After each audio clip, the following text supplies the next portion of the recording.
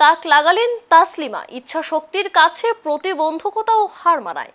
TBSC পরিচালিত মাধ্যমিক পরীক্ষায় প্রথম বিভাগে উত্তীর্ণ হয়েছেন জম্পুইজলা মহকুমার প্রমোদনগর দ্বাদশ শ্রেণী বিদ্যালয়ের ছাত্রী তাসলিমা আক্তার। জানা যায়, তাসলিমা জন্ম থেকেই প্রতিবন্ধী এবং সে একটি হতদরিদ্র অসহায় পরিবারের মেয়ে। তাসলিমার প্রথম শিক্ষা শুরু হয় প্রমোদনগর সিনিয়র মাদ্রাসায়। তারপর সে জম্পুইজলা মহকুমার প্রমোদনগর দ্বাদশ শ্রেণী বিদ্যালয় থেকে 2024 সালে মাধ্যমিক পরীক্ষা দিয়ে প্রথম স্থান অধিকার করে। তার এই সাফল্যে গোটা এলাকাবাসী সহ তার শিক্ষক শিক্ষিকা সবাই খুবই আনন্দিত এবং গর্বিত।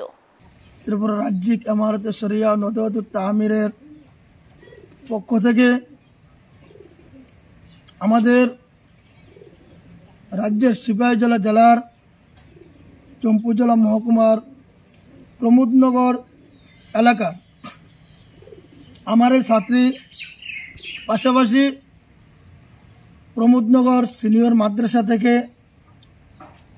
পড়াশোনা শুরু, তারপর প্রমোদনগর হায়ার সেকেন্ডারি স্কুলে 2024 সালে মাধ্যমিক পরীক্ষায় বসেন,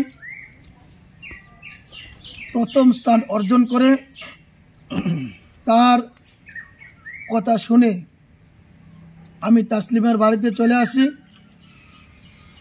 আমি ব্যক্তিগতভাবে সংগঠনের তরফ থেকে তাসলিমাকে একটি গামছা এবং কলম দিয়ে সংবর্ধনা উপস্থিত আমি প্রদান করি।